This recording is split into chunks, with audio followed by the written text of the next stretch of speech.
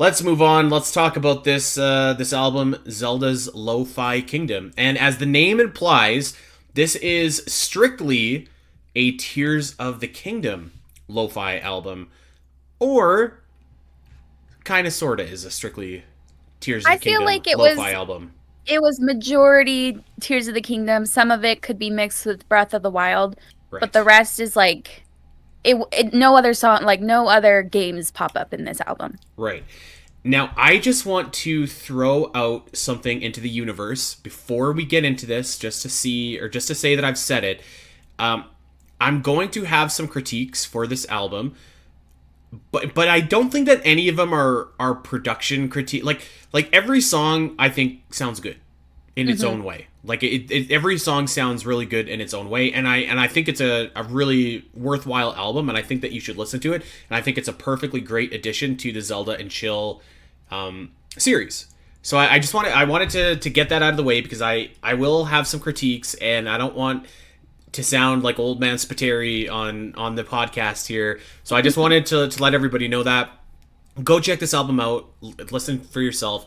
I mean, music is so subjective, anyways. Hmm. That like it's almost impossible. Like unless you're Rod saying "Ballad of the Goddess" is a bad song, like it's, you know what I mean. Like Yeah. you're always gonna have different opinions about it. So Hmm. I think that this is a quality album. I just wanted to say that I will have some critiques though. And Allison, maybe we should start off with the conversation that we had shortly before going live here today. Okay. So when this album dropped on Friday, I had a feeling, like the first time I listened to it, I had this feeling that, and I don't know if I actually really know your music taste all that well, but I just had this feeling that I was like, I don't know if Andy's going to be totally in love with this like I am. And so I asked him like right before, I'm like, is that true? And he was like, why do you think that's true? And I said, because it's slower and it's a different vibe. It's like a way more chill than the Zelda and Chills. Yeah, I think you do know my music taste pretty well. I even like outside from this, I feel like you know my music taste pretty well. Yeah, I feel like yeah. I know yours like kind of well. I was listening to Defector by Muse this morning, and I thought of you. Love it. Yeah, Um, I think you're right on the money. I yeah. think you were right on the money for the exact reason that you said. And I wrote that note down actually. It's a it puts the chill in Zelda and Chill. It's very Yeah. soft. It's very slow. It's very understated. Like perfect study music, perfect music to go to sleep to, and and here's the disadvantage that this album inherently has, which is like, and especially because Jacoby and Michael are brothers, but it is tough not to compare It is the tough. two Yeah. of them. And I Hmm. think the two albums, well, let me sorry, I'm probably going to make this mistake a bunch. If I say two albums, really what I mean is Lo-Fi Kingdom and then the entire Zelda and Chill collective. So I think Hmm. that Lo-Fi Kingdom, the difference between that and the Zelda and Chill series is that yeah, you're right, the vibe is different. There was a little bit more energy, a little bit more bop, a little bit more And Zelda and Chill. Hmm. yeah, in Zelda and Chill. And I do think that that is largely missing in this album, which is fine. But that being said, for me, it didn't have that same kind of like I don't know, punch maybe is the word, but I think it wasn't going for that, which is probably good because I think that you should be different Hmm. from Zelda and Chill. I guess maybe I was just looking for something more in like the same kind of tone or experience in Zelda and Chill because as I mentioned, Chill Tendo, I love that album, and it's a great album actually from Jacoby. There's a bunch of there's awesome music from non Zelda series too. There's some Xenoblade there, Mario, etc. But like even the Zelda tracks that were on that album, like the After Battle Calm and the Twilight Princess game, and then like the Forest Temple, and I think he did Fairy Fountain as well. Those Hmm. ones I felt kind of had like the same energy as Zelda and Chill. So I guess that was my expectation going into this album, which it wasn't quite the same. But I listened to it and I was pretty sure that you would love it. I did love it. I understand, and I think like all your opinions are valid, but I also want to encourage the difference. I want to Hmm. encourage the fact that you want to be in a certain type of mood to listen to Zelda and Chill, and then you could be in a different mood for this album. And Or you could just be in the same mood because I just throw them all into my lo-fi, like my fave lo-fi playlist, and I don't care what comes on because it's all pretty great. But like I thought this about Zelda and Chill 3 too. I also thought it had a different sound than the other two Zelda and Chills, and I Hmm. really liked it.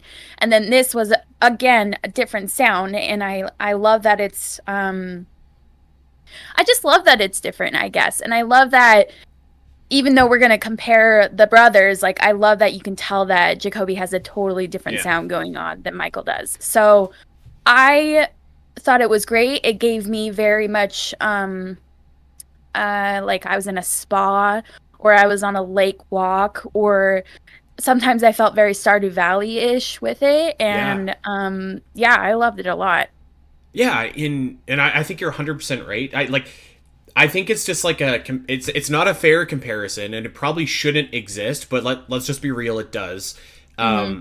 But yeah, like I like that this album is trying to go for like a different path, because I think it probably knows it's gonna invite those comparisons. So like it Hmm. tries to be softer and I mean quite literally more chill than Zelda and Chill did. So Yeah. I think that's a wise decision that this album does.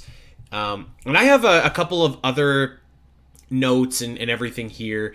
And I wouldn't say, see, I have one big critique of this album, which I guess I'll save until maybe either after or during when we start going track by track. Hmm. But it's got nothing to do with like the style of the album. I while I don't love I don't like that style, doesn't resonate with me as much as like a more upbeat kind of like synthy fun style. Yeah. Um, I don't think that's a bad thing for this album at all. Like actually, but I do have some critiques of some other things which we can talk about. Okay. So I don't know. Do you just anything else before you just want to get going here, Al, or should we just start going? I have notes for like every track. I do too. And I also want to say this, like, when it comes to music, Um, I do this a lot where it's like the first time I listen to it, I don't know if I'm ever like 100% behind something. Hmm. Like Breath of the Wild's music, and like the title too. I was like, I don't know if I don't know. And then the more I hear it, I'm like, this is bomb. I did the same with Zelda and Chill 3 when we reviewed it back in the day. And I did the same with this where I was like the majority of the songs I was instantly like behind, but like there was some where I was like I don't know if I like this. And then the more I listened to it, I was like, no, actually this is a jam. I like this. So it's kind of funny, and I would encourage anybody who's listening to this album to like give it a few chances and then determine like, no, I don't like Yeah. this, or yes, I think this is great. Yeah, 100%. Yeah, that's a great point. Is that like I said, I only listened to it one time so far. I listened to it last night. I was making some notes, and I'm sure that this will go onto my playlist and into my rotation quite a bit. Uh-huh. So it I feel like for me, like it kind of does take a little bit of time in order to like when you hear it for like the fourth, fifth, sixth time, you're just like, okay, like there's Gerudo Town, there's the title theme, Hmm. like yeah. Yeah. Um, and actually, I should mention one other thing too before we get going, which and by the way, to anybody that didn't know, we did an interview with Michael back in I want to say what November 2020 Whenever ish. Zelda 2 came out, Yeah, Zelda Chill 2. I remember that interview because I had just moved into my house. My office was empty, Hmm. so we couldn't record there because there was this big echo. So I actually recorded upstairs in my bedroom, and I was sitting on like a little stool and like had my computer on That's the awesome. dresser. So Hmm. so that's a pretty cool interview as well. I always remember being shocked that like he didn't really play any Zelda games because I had a bunch of questions lined up for like what's your favorite Zelda game? What's your and it was Oh, I just didn't like remember that. yeah, and he's Oh, like, wow. I don't know, I've Okay. only played the Wind Waker. I was like, oh, that okay. Yeah.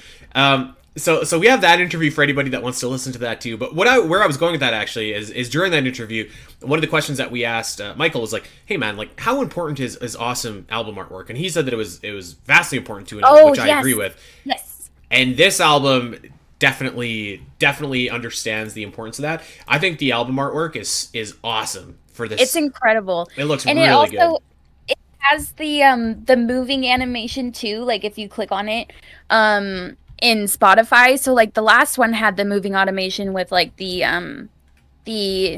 they were kind of starting to look at the sky and stuff Yeah. before Tears of the Kingdom came out. And then this one is very Tears of the Kingdom with the ring ruins, but the waterfall is moving. And it's so cool. Like, Looks the awesome. album art is always spot on with these albums. And Same way to again, be the first one. I think it looks great because it's very different. Like it's very like the Zelda and Chill albums were like kind of almost cartoony a little bit, which I think looked Yeah. great. But like this one is very detailed. It reminds me of there's this French artist called, I believe, Mobius, who's like a very prolific artist in the the 70s, 80s, 90s, and yeah, like really intricate, detailed work. Like almost, this is a bad comparison, but like almost like Where's Waldo level of detail and everything. And I really love the detail here. And I think Link looks great. I think the waterfall looks great. The Guardians, like, it's very cool artwork. I think it's like, I don't know, it's such like an important but underrated part of an album. You know? Yeah. Yeah, I mean, usually I don't pay attention to that kind of stuff, but like this is definitely like if I don't know, do they have physical releases of these? I don't I think they will. remember. I don't think there's any yet, but I would bet Okay, that there's probably a vinyl coming somewhere down the road. somewhere down the road. Like if they did, I would love to get them just because of how cool the Yeah. album cover looks. Yeah. I agree. Okay, actually, you know what? I have one final qualifier before we get Okay. talking on this list. And Okay. that is this. And you're going to take a big dump all over me for saying this, and I can hear everyone taking a big dump on me for saying this. But just like you were saying with Breath of the Wild, how it took you a little bit to really kind of appreciate the music, which it did for me as well. It took me like at least a good year, maybe 2 years. Yeah. I still don't know if I'm 100% there yet with Tears of the Kingdom's music, particularly because so much of it is recycled from Breath of the Wild that I'm just like, what is Tears of the Kingdom's music? Like, aside from the main theme, like, aside from Colgera, I guess, like, what are, like, the tracks from that game? And I it's feel like I can answer that question, and I have in the past. yeah, So yeah, which I is am fair. gonna poop on, I what just, you like, said. for me, like, if I'm thinking of my favorite tracks from that game, it's like, what are they? Yeah. Hmm. I don't know. I don't know if I have any like favorite tracks. So I think that maybe feeds into some of the opinions that I will share on this album as well. But that's enough. That's enough dilly dallying here, Al. We've set the table. Okay. I think it's time for us to get going here. Okay, let's do it. All right. Do you want to lead the charge? Do you want me to lead the charge? I'll lead the charge. Okay. This is fine. Yeah. I we want to just be gonna in go- passenger seat here. Okay, we're just gonna go each song as they appear on Yes. the album, and I think we're gonna rank them 1 through 5, how we feel about them, and give our notes, etc. Do you want to do rankings or do you want to just give notes? You're in the driver's seat. You tell me. I'm following your lead. Let's not do rankings, but like Okay. maybe if we get to a track where you're like, this is my top track of the Yeah. thing, or this is my least favorite track, we can talk about that. I think you could probably guess my top track. I feel very confident you could probably guess it. And when we get there, say it and I'll tell you if you're right. Okay. Okay. All right, we're going to start with title theme, which is the first one. And I actually really like that in Zelda and Chill 3 that the whole album ended with the credits theme, like that was the last track, and I love that this one starts with title theme. So I think that's really like a neat touch. I don't know if that's intentional. It feels intentional to me. But anyways, this is one where it took me a second to get into because it takes like the main theme of Tears of the Kingdom and does kind of like it does like have like a good beat. It's very slow, but it's also very like repetitive, and so it took me a minute where I was like, okay, I actually really do like this. I love the opening. It kind of gives me the vibes of obviously Tears of the Kingdoms, but also like skydiving is what I would instantly think of, especially like down into the depths, the little tinkle that happens. And then it gives you like the main Tears of the Kingdom theme kind of over and over again. And I really do like this one. It just took me a minute to get there. I like it too. I thought that this is a really strong way to open the album. I like the little like jingle, like to do like that. I think that sounds great. This is probably going to be the signature track off of this album. Like if this was if you were releasing singles, this would be the first single that you'd release, and it probably should be because it's the most recognizable theme I think that's unique to Tears of the Kingdom on this album. So I quite like it a lot. It wasn't my favorite track on the album. But I thought that it was really, really strong. And I guess the one thing, I don't know if this is a critique or not, but I noticed it in this album and in this song in particular. You know how the main theme of Tears of the Kingdom, and Breath of the Wild is guilty of doing this too, but it's really prevalent in the main theme where it's like there's that weird kind of vocal where it's like ha ha ha. It is like this weird. You know what I'm talking about? Yeah. Yeah. Da, da, da, da, da. There's a lot of remix to that vocal in here, which is like I can't tell if I like that vocal or not. And I'm talking about like the Nintendo main theme here that they produce, where I think like the part where it's like da, da, da, da, da, da, da. I don't know. It's that I can't even make my voice go that high. It's like this opera yodel, but it's I don't know. I'm still figuring out how I feel about that. So to see that remix in here was one very representative of the title track, like I said. But then two, I was like, do I like this? I don't know if I like this or not. Like, like I don't know. I think maybe you just need a couple listens and like to give it a minute, and then maybe you'll like it. Well, like I'm talking about on like the actual main theme from Nintendo, like that style. Okay. Like I think it sounds like in this remix, you've remixed it. You've done all that you've done all you can to make that sound good. I just don't know if like the base material of it sounds good. I do like what you're talking about in the base material. I think it's fun. I think it gives it like an interesting, different kind of sound than we're used to for like main themes.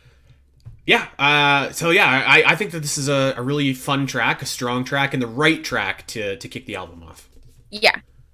All right, let's go to the next track, which is The Lost Woods. And obviously this is the Lost Woods like version, Breath of the Wild, Tears of the Kingdom, not like Saria's song. Which I'm glad for because as we talked about in I think it was last episode with the hot hater. Take, I don't really care for that song. So I thought this was like this is a very mid track for me. It's very understated. It's very mellow, kind of ethereal, kind of zen and eerie. And I dig it. Like it gives you that feeling like, yeah, you're in the Lost Woods in Breath of the Wild, Tears of the Kingdom, but also there's kind of a bop to it too. And like the beat hits and I'm like, okay, I'm kind of in the zone with this. But I could like zone out with it and not really hear it. That's kind of how mid it is. I like this song actually a lot. I think it's one of the stronger tracks on the album. Okay. But I think that because I really quite like the theme for The Lost Woods and Breath of the Wild and Tears of the Kingdom, like the it's got that shaky, Korok, creepy kind of vibe to it. Yeah. Which I think that this song does a really good job of capturing.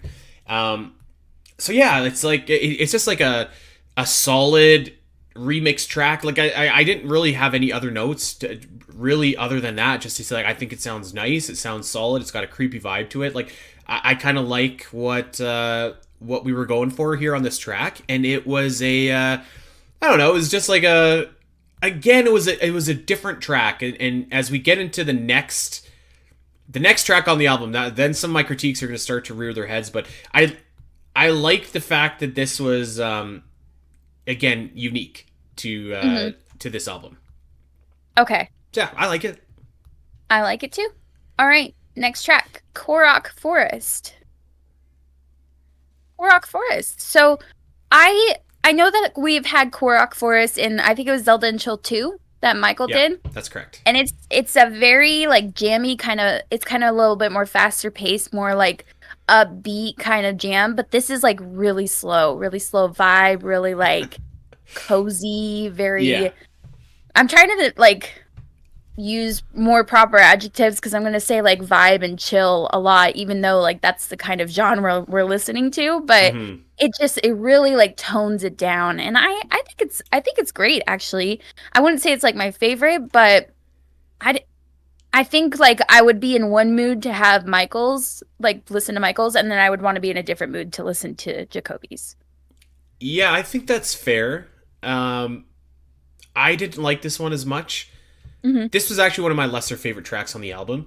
One, because I don't know, I was kind of like, all right, heard this before. And unfortunately, my stylistic choice, if given the option, is like, I'll take the upbeat, more peppy version. Mm-hmm. And I do have the option here. So it's like, well, I'm going to take that one because it resonates a little bit more with me. You're totally right.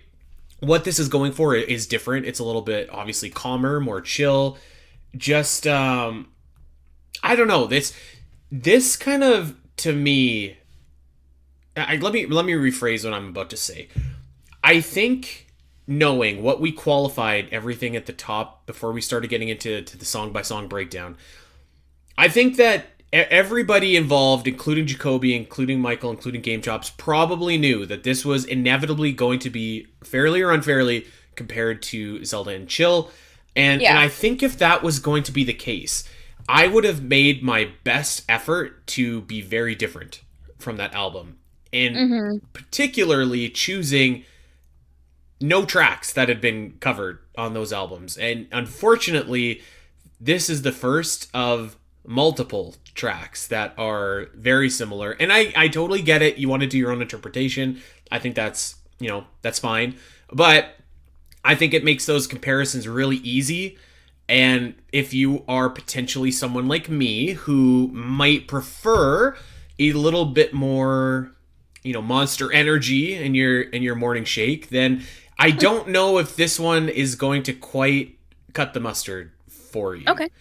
That was how I felt about it, where I was like, okay, I've heard this before. Like I think I like the other version better. I was kind of like, all right, let's get to the next song here, and I guess that's how I felt. Okay. I think that's kind of fair. I think like you said, it's really hard to not compare the two and really hard not to think like, oh, there's another version of this. I kind of want to go on in the album to hear like other different songs. Yeah, and to make another analogy here, how about this analogy?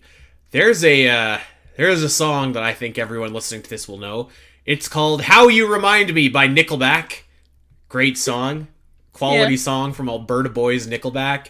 And many years later, Avril Lavigne covered that song, but she covered it in a vastly different style. Like it was slow, it was chill, it was creepy sounding, it was, dare I say, haunting. Now, that was so different that you listen to the two and you're like, okay, like they're completely different things. Where I might suggest that obviously these tracks are different, right? But they're Mm-hmm. not like worlds different. Right. Do you know what I mean? Mm-hmm. So I guess Yeah, I would say that as well. they're not so far apart. Yeah, they're clearly different. Like they're very different. They're going for different vibes, but it's not so different that it's like almost like a brand new song. Mm-hmm. So Okay, I would feel like this next one is more original and yeah, definitely I feel like a highlight of this album, which is Sky Labyrinth. And I remember being like, I don't really remember what the Sky Labyrinth sounds like. So I went to listen to the original track and I was like, this is kind of like unsettling. I didn't really yeah, like the like there's a sound in it that I like, but the rest there's all these like weird tingling sounds and I'm like, I don't really like that. But the remix is actually quite good. It's definitely a vibe, but it also introduces like the main Zelda theme in parts of it, which I think is a cool addition. So not only did they like take the Sky Labyrinth theme, which is very repetitive and very like understated, but they added something to it, which I think makes it a highlight track of this album. yeah. I agree. I like this track. I think it's one of the upper tier tracks for me. I actually think that they might have even added the main theme too much, a little bit too Okay. much, but that's a very minor nitpick there. Yeah, I think that it's a cool sound. The word that I used was shaky. Like I feel like when you listen to the both the remix and the original version, there's like this shaky feeling, like you're almost ready to fall over at any point. And it's a Hmm. very like it's a very kind of it's almost like the Lost Woods kind of vibe, actually. Yeah, a very This, similar vibe. yeah. Hmm. So I thought that again did a very good job of taking that and making it into a very funky and cool remix. And this is the kind of stuff I like, where it's like, if you're not gonna do upbeat, do something that's kind of like got a little bit of like weird, shaky, spooky vibes to it, where you can make Hmm. something a little bit different. So I thought that this is a great track as well. This features Michael on it, by the way. Oh Um, yeah. which is just I thought I'd point that out. Yeah, I thought that this was cool. I like this track. I would say it's probably like a top 5 track on the album for me. Okay, top 5 is, I think that's fair. Yeah. I know that I shared this album with Catherine the other day, and she said I think this is her favorite track, The Sky Labyrinth. Okay. She's like, I'm really jamming to this, so. Hey everyone! If you enjoyed this clip and want to see more of the Zelda Cast, make sure to head over to your favorite podcast platform of choice and subscribe. There are over 200 episodes in the vault that will provide you with hundreds of hours of Zelda content for you to enjoy.